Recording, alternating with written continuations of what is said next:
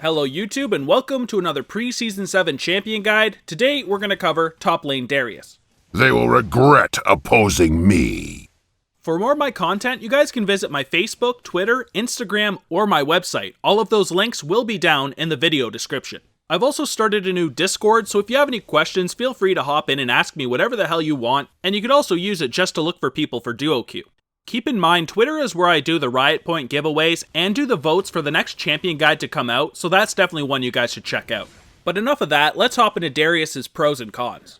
Darius is a big time lane bully with very solid sustain from his Q ability. You'll also never want to get into long drawn out trades because of his passive, which does stack and can do a lot of damage. He's then a pretty solid champion at all stages of the game, but he definitely shines in the early and mid game. He then has very crazy fight cleanup because of his ultimate, which can be used over and over again as long as he does grab kills.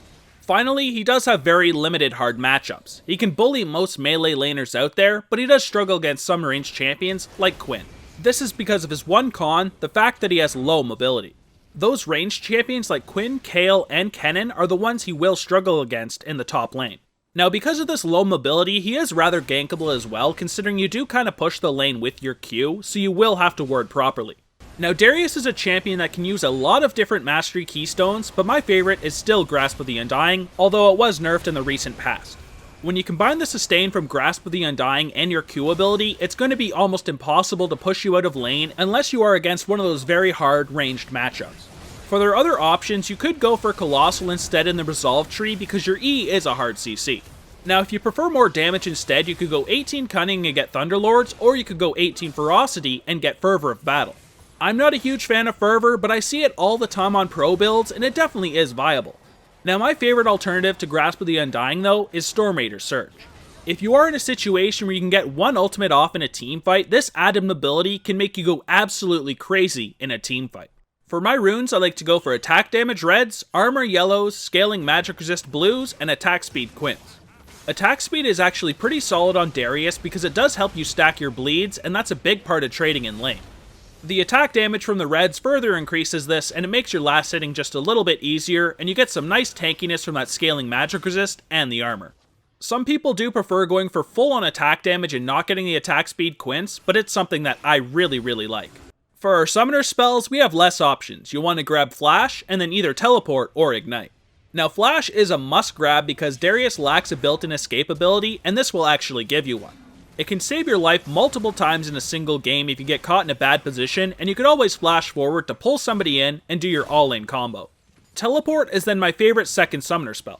It will give Darius some nice global map pressure because when he teleports to a lane, everybody must try and escape the incoming raid boss that's about to wreak havoc on your team. You'll then also be able to split push for a bunch of the game and still show up to objectives. Ignite is a great alternative if you want to have some added kill pressure. I usually just stick with Teleport, but it is great for snowballing, and if there is something like a Mundo, Swain, or Soraka, then Ignite will be taken. Now let's move on to Darius's abilities, and we'll start with his passive, Hemorrhage. Darius's basic attacks and damaging abilities cause enemies to bleed for between 10 and 27 based on level plus 30% bonus AD physical damage over 5 seconds, which stacks up to 5 times for a maximum of between 50 and 135 based on level plus 150% bonus AD physical damage over the duration. Upon applying full hemorrhage stacks to an enemy champion or killing them with Noxian Guillotine, Darius gains Noxian Might for 5 seconds. Noxian Might then grants Darius between 40 and 200 based on level bonus attack damage and instantly applies full hemorrhage stacks through his usual means. So this passive is pretty damn insane and one of the best in the game because if you can apply 5 stacks on the enemy laner over and over again and they're bleeding for 150% bonus AD, they're going to get absolutely shit on. All of that bonus AD from Noxian Might allows Darius to go just for a Black Cleaver and still do an absolute ton of damage with just one damage item. Try to get as many stacks on the enemy laner as possible, and easily win trades in the top lane. Now let's move on to your Q ability, Decimate. Darius hefts his axe for 0.75 seconds, then swings it around himself, dealing physical damage to nearby enemies, doubled against enemies hit by the blade. Darius then heals for 12% missing health for each enemy hit by Decimate's blade, up to a maximum of 36% missing health. The hilt of Darius's axe will not apply hemorrhage, which makes hitting people with the blade even more important. Now this is your primary way of harassing the enemy champion in lane, so we do max this first, definitely considering the scaling AD on it. You'll want to use it pretty much on cooldown whenever you have a chance of hitting the enemy champion, and make sure you hit them with the blade. In teamfights, as long as you're hitting at least 3 targets, you will be getting 36% of your missing health back, which is quite a ton. Now let's move on to your W ability, Crippling Strike. Darius' next basic attack within 4 seconds gains bonus range, dealing 40% AD bonus physical damage, and slows the target by 90% for 1 second. If Crippling Strike kills its target, it refunds its mana cost and half of its cooldown. One of the best parts of the ability is the fact that it does reset Darius' auto attack timer. So this of course is great because it is a slow, but it's even better for stacking bleeds. We can start an auto attack, cancel the animation with this ability, and follow it up with another auto attack for 3 really quick passive stacks. As long as we land a Q in there somewhere and we get one more auto attack, they'll be at 5, and then we can go for a Noxian Guillotine for a ton of damage. Although it is a really nice ability, the only thing that changes when we level it is the cooldown, which goes down 1 second, so we max this ability last. So now let's cover that last basic ability, your E, Apprehend. For the passive, Darius gains armor penetration, which is between 5 and 25%. When activated, after a brief delay, Darius pulls in all enemies in front of him, slowing them by 40% for 1 second, and briefly grants sight of the area around the pull. So this ability does count as a hard CC, and therefore it does work with Courage of the Colossus. I do prefer Grasp the Undying myself, like I have said, but Courage of the Colossus is really solid as well if you do want a tanky shield. But besides that, this is a great ability, and we do max it second because it does have scaling armor penetration, which is fantastic on Darius and works really good with the Black Cleaver. Whenever you want to go for an all-in, land your Apprehend on the enemy champion to pull them towards you, and then start stacking those bleeds. Now is your ultimate, Noxian Guillotine. Darius dashes to the target enemy champion and attempts to execute them, dealing true damage. For each stack of hemorrhage on the target, Noxian Guillotine's damage increases by 20% up to 100% increase in damage.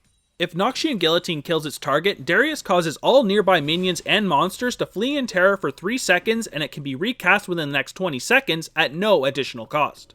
At rank 3, Noxian Guillotine's cooldown completely resets, and this can occur multiple times in succession, which gives him the name, the Dunkmaster. If you go into a team fight when you are level 16 and have rank 3 of this ability, you can ultimate every single one of them and completely clean up that fight. The one thing you have to keep track of is the amount of bleeds on the target when you do want to ultimate them, because you usually need 5 to actually completely execute an enemy. Keep in mind, for this to reset, you have to actually kill the enemy champion with this ability. It doesn't matter if you kill them with a basic attack afterwards. That will not reset the ability. Remember, as long as you have Noxian Might, which is from your passive, you will automatically apply 5 stacks on your next attack anyways. For our skill order, we first want to put a point into our ultimate whenever we can at 6, 11, and 16. Then focus on maxing your Q as fast as possible because it's great for lane harass and it can keep you sustained. We then move on to our E ability because every time we put a point into it, we get 5% more armor penetration, which can be fantastic against those tanky champions in the top lane. Then finally, save your W for last. The only thing that does change when we level it is a cooldown reduction of 1 second. Just take 1 point at level 2 and then max it last. On Darius, we have a couple different combos, and first is the lane harassment combo. We first want to auto attack the enemy and cancel its animation with Crippling Strike. This will reset your auto attack timer, so you want to follow up with another auto attack and then hit the enemy with Decimate. As previously stated, use that Crippling Strike to reset your auto attack timer for a quicker combo. For your pull all-in combo, you first pull the enemy to you with Apprehend. Then follow up with that auto attack Crippling Strike auto attack combo and hit the enemy with Decimate. Auto attack once more, and as soon as the enemy is in execute range, execute them with Noxian Guillotine. This may require a couple extra auto attacks or perhaps another Decimate. During lane phase, you want to be very aggressive. You're very strong at this point in the game and you really need to assert your dominance. Be aggressive right off the bat with your Decimate. Try and hit the enemy as much as you can with the axe portion to do as much damage as possible and apply a stack of your passive. When you have a couple levels, try stacking your bleeds by using your Crippling Strike to reset your auto attack timer.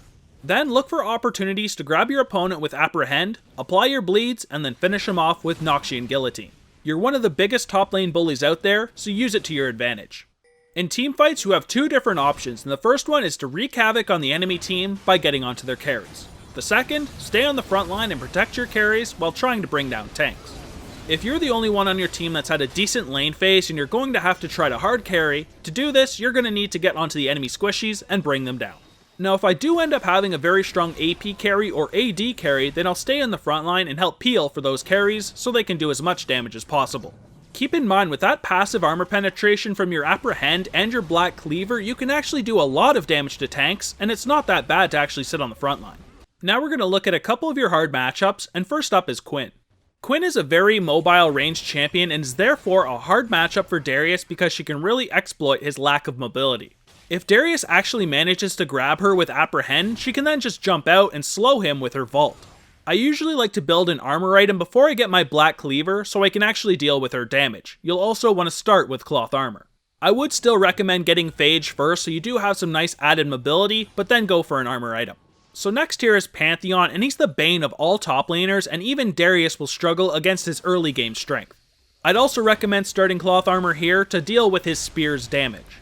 Try to sustain as much as you can off of him with your Decimate's Blade and your Grasp of the Undying. Then try to bring down his shield with an auto attack and then Crippling Strike him and follow it up with another auto attack, since you will reset your auto attack timer. Now let's look at two more, and first this time is Kayle. She's going to be really hard for Darius due to all of the range harass from her Righteous Fury, the slow from her Reckoning, and the extra mobility from her Divine Blessing. In the later stages, she can even save an ally from getting dunked with her Intervention, which can really screw you over since you won't get the reset. Try to get some early levels and then all in her before level 6. Now Kennen's also pretty annoying because of all of his ranged harassment as well, and he's got pretty solid mobility from his Lightning Rush. It's usually best here to rush a Hex Drinker to deal with all of his magic damage. You'll then want to try to bait out his Lightning Rush and go for an all-in since he won't have his mobility tool if it is on cooldown. He's then also a much better team fighter than you, so you'll want to try to get ahead in lane phase because you're going to lose team fights if he is ahead of you already. Now for our last section, the item build. If you're against a rather easy champion in the top lane, then you want to start with a Doran's Blade Health Potion and a Warding Totem, but if you do need extra sustain, then you'll want to go for a Corrupting Potion and a Warding Totem. Now, of course, if you are in a very hard matchup, you could go either Doran's Shield or Cloth Armor and Pots. That's kind of up to you, but I try to avoid them as much as possible. For our core build, we go for the Black Cleaver, Dead Man's Plate, and a Spirit Visage. The Black Cleaver and Dead Man's Plate is a great way to get some added mobility since we are a very immobile champion, and the Armor Shred on the Black Cleaver is a great way to do some extra damage. The Dead Man's Plate, of course, gives us some nice tankiness against AD, and the Spirit Visage is great against AP champions. It's also great on Darius because that heal boost is great because of your Q ability. Now for our boots, we could go for Merc Treads if we're against AP and CC, Ninja Tabbies against very high AD teams, or Boots of Swiftness if the enemy team only has slows and we want a bit of extra mobility. Now for our defensive item pool, we of course have the Randuin, Sunfire Cape, and Thornmail, all great ways of getting some armor. Randuin's is solid against champions like Yasuo who have high crit chance, Sunfire is a great way to add just a little bit of extra damage, and Thornmail of course great against full AD teams. If we need some extra magic resist, we could get a Banshee's Veil. It's also really nice because it does block a spell. For a mix of MR and armor, we could get the Zz'Rot Portal or the Guardian Angel. Zz'Rot is a nice pickup to add some nice split push, and Guardian Angel, fantastic to come back to life in the later stages of the game. Now for our offensive item pool, they do add damage, but they also have defensive capabilities as well, at least for the most part. So first is Titanic Hydra. It will increase your health pool, but add some nice split push since it does do AoE damage. Sterak's Gauge and Maw are also fantastic items since you do get a shield when you take a certain amount of damage, and they can really increase your survivability, but also give you more damage at the same time. Frozen Mallet's a great way to stick onto enemy champions, and it does give you a nice health pool and some AD as well. If you wanted 10% more CDR or some lifesteal, Death's Dance is a pretty solid item as well. But for our normal full build, we take the Black Cleaver, our core, then we get our Merc Treads, and a Randuin's, and Guardian Angel. Even though we only have a Black Cleaver, we'll still deal a lot of damage, especially to squishy targets, and we're going to be incredibly hard to bring down with all of the defensive stats we have from this build. If you do end up dying and your Guardian Angel goes on cooldown, then of course replace it with something else as soon as you have the money. But that, ladies and gentlemen, covers everything I've got for this champion guide. Don't forget to check out the video description below if you do want to check out more of my content, and make sure you follow me on Twitter so you can enter those Riot Point giveaways and vote on the next champion guide to come out. Of course, feel free to hop in the new Discord, and if you have any questions, don't hesitate to ask. I'm glad to help anybody out. But other than that, thank you guys a ton for watching the guide, and I'll see you guys in the next one. Peace.